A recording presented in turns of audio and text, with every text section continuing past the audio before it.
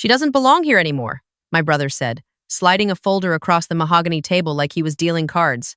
She never did. He didn't even look at me when he said it.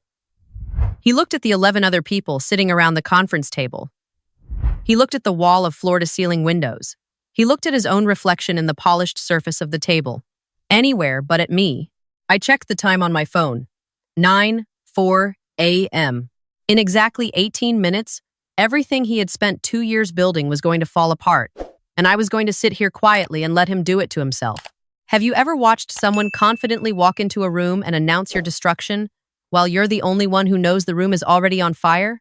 Drop a yes in the comments. I want to know how many of us have been in that chair. My brother's name is Derek.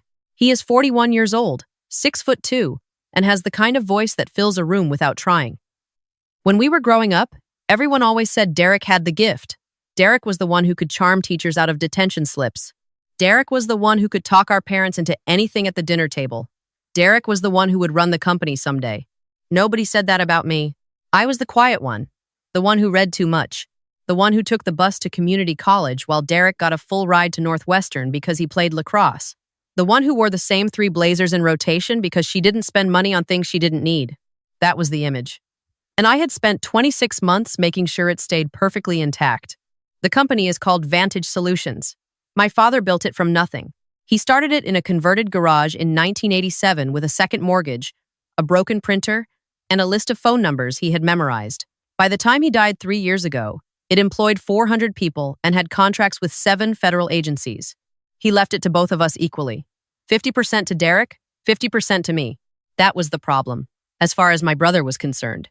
He tolerated the arrangement for about 9 months. Then the phone calls started. Have you thought about stepping back, Maya? You could take a consulting role. More flexibility. Less stress. Then came the emails, forwarded to the board, subtly worded to suggest that my decisions were erratic, my judgment questionable, my presence at the executive table, a liability to growth. Then came the meeting he called for September 14th, today. A formal vote to restructure leadership. A vote to remove me as co-CEO and redefine my role to a non-operational advisory position with no signing authority. In plain English, a vote to cut me out of my own father's company. He was confident. He had every reason to be. He had spent months meeting privately with board members over dinners I was not invited to. He had brought in an outside consulting firm, run by his college roommate, that had produced a 20-page report documenting my supposed failures. He had the proxy votes of 3 institutional investors he had courted for the better part of a year. By his count, he had 8 votes. He needed 7. He had not once considered the possibility that I had been counting too. As you can see from the performance review, my brother said, clicking to the next slide. Maya's division has underperformed benchmarks for 6 consecutive quarters. The numbers don't lie. He paused and looked at me for the first time since I sat down. He was looking for a crack, a flinch, a flash of panic. I looked back at him with the expression of someone watching a mediocre weather forecast, mildly interested, completely unmoved. This is the part I want you to understand, because it matters. What I was doing in that moment is not the same as being calm. Calm is the absence of emotion. What I had was something colder and more deliberate. In psychology, they call it strategic neutrality. You remove yourself from the emotional equation entirely. You become unreadable. When someone is trying to provoke a reaction and you give them nothing, absolutely nothing, they begin to doubt their own script. They start improvising. And people who improvise under pressure make mistakes. I had been practicing that expression in the mirror for 2 years. I had it perfect. The board has a fiduciary responsibility, my brother continued, his voice finding its rhythm now, filling the room the way it always did. And I believe that responsibility requires action. The motion before us today would transition Maya to a senior advisory role, effective immediately, with full compensation maintained. He smiled at me. It was the smile of a man being very generous to someone who didn't deserve it. This isn't personal. This is about what's best for the company our father built. He sat down. The room was quiet. 11 board members, most of whom I had known for years, looked at their folders, their coffee cups, their phones. A few of them looked at me with the particular expression of people who have already decided something but feel bad about it. Our lead independent director, a man named Paul, who had been on the board since my father's first year, cleared his throat. Maya, do you have a response to the motion? I stood up slowly. I did not look at the PowerPoint. I did not look at my notes. I picked up a single gray folder I had placed on the table when I walked in and held it against my chest for a moment. "Thank you, Paul," I said. My voice was even. "Before we vote, I'd like to share some information the board may find relevant." My brother shifted in his seat. Barely, but I saw it. I walked to the head of the table, which nobody had asked me to do, and I stood where my father used to stand for 30 years when he ran these meetings. I set the folder down in front of Paul and nodded to our board secretary, who distributed the remaining copies. "My brother's performance report is accurate," I said. "My division did underperform for 6 quarters. I want to be clear about that. The numbers are real." A few people looked up from the folders. My brother smiled again. He hadn't expected me to open by agreeing with him. It made him think he had already won. "What the report does not include," I continued, "is why. I want you to picture the moment in a chess game when you move a piece and your opponent realizes, for the first time, that you haven't been reacting to their moves at all. You have been arranging the board exactly the way you needed it. 26 months ago, when the phone calls started, when I understood what my brother was planning, I made a decision. I could fight him in real time, move by move, and exhaust myself for years. Or I could let him believe he was winning. I could make myself look smaller than I was and use the time he spent underestimating me to do something he would never see coming. I deliberately scaled back my division's reported performance. Nothing fraudulent, nothing that harmed the company's bottom line. I shifted profitable contracts into a separate subsidiary I had incorporated under a name he wouldn't recognize. Meridian Advisory Group. Registered in Delaware. Fully compliant. Audited quarterly. And completely mine. While my brother was using Vantage's resources to wine and dine board members, I was quietly moving our highest margin federal contracts under Meridian's umbrella.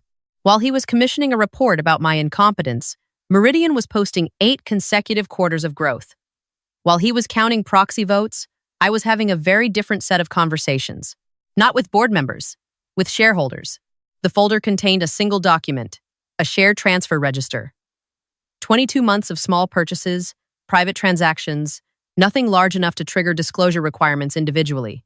3% here, 1.5% there. A retired investor who wanted liquidity. A silent partner from my father's early years who had always liked me better anyway.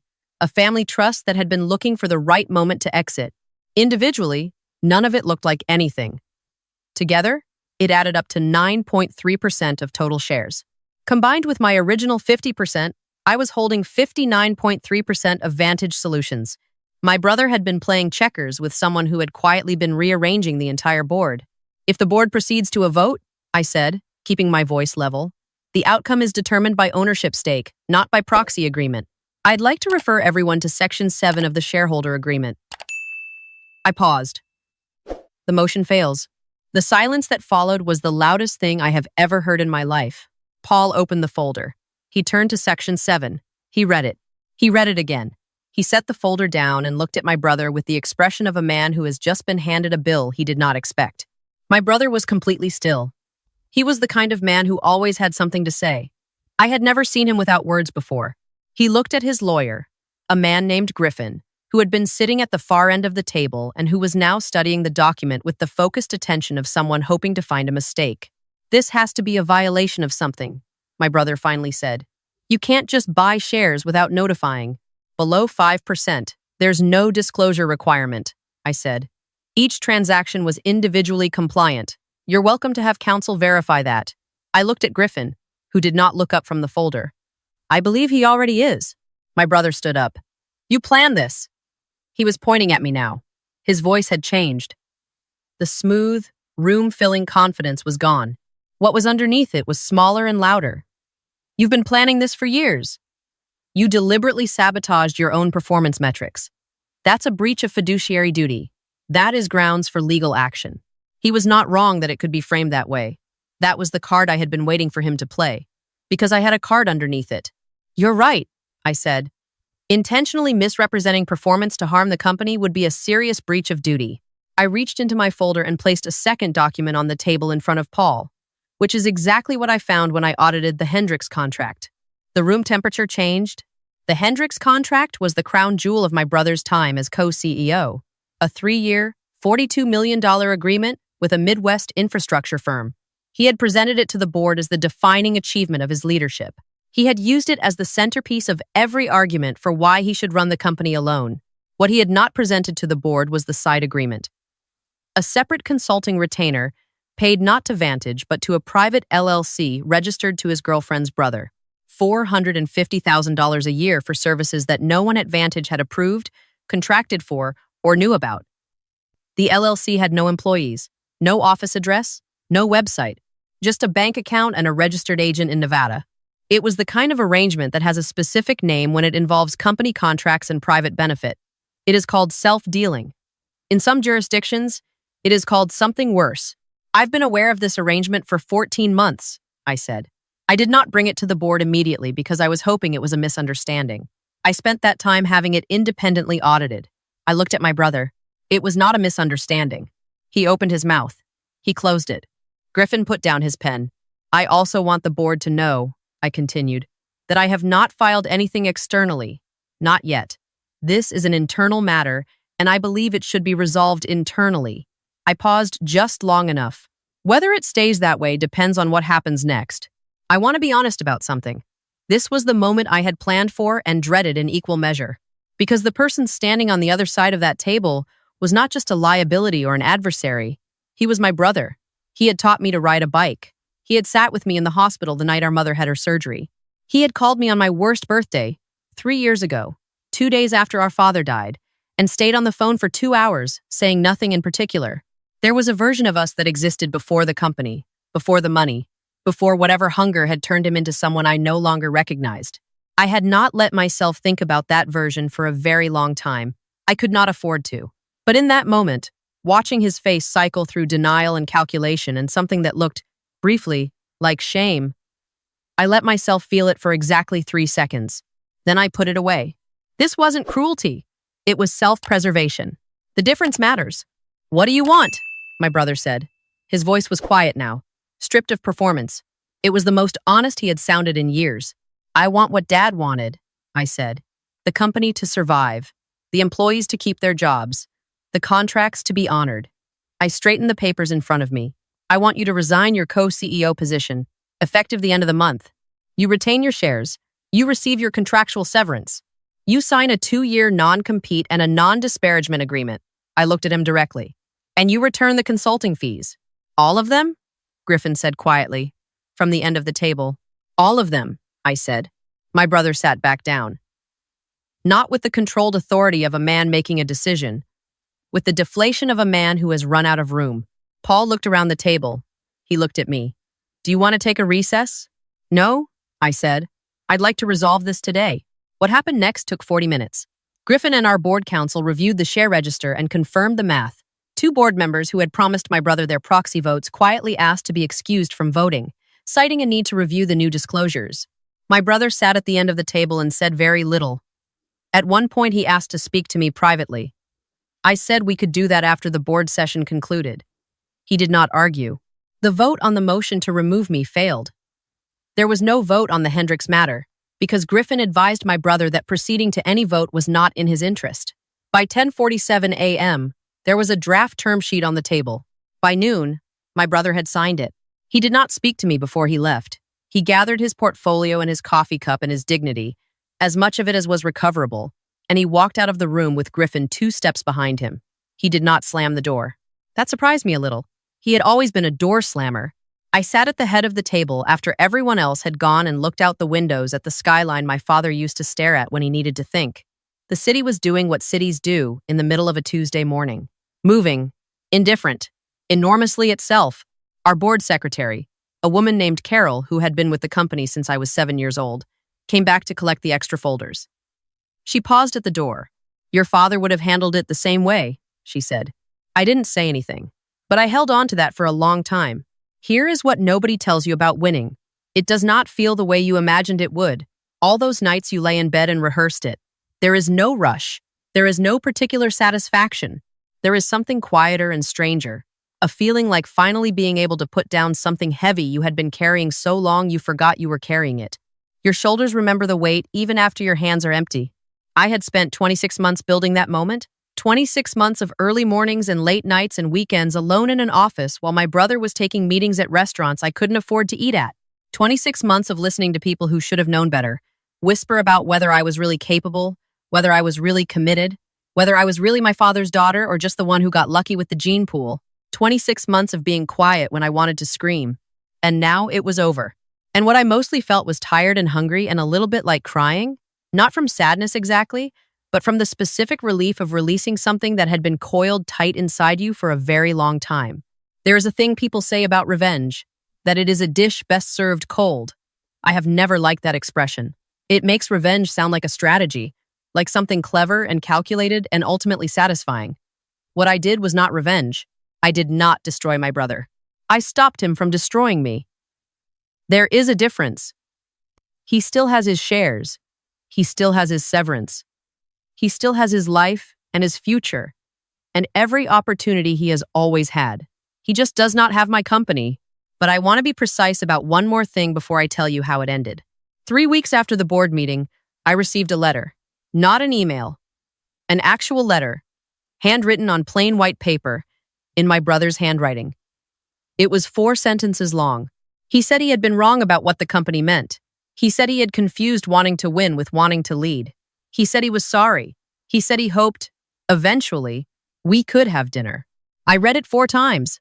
I folded it and put it in the top drawer of my desk, under the photograph of my father from 1987, standing in front of that garage with a broken printer and a list of phone numbers and the particular expression of someone who has decided to bet everything on himself. I haven't responded yet. I'm not ready, but I have not thrown the letter away.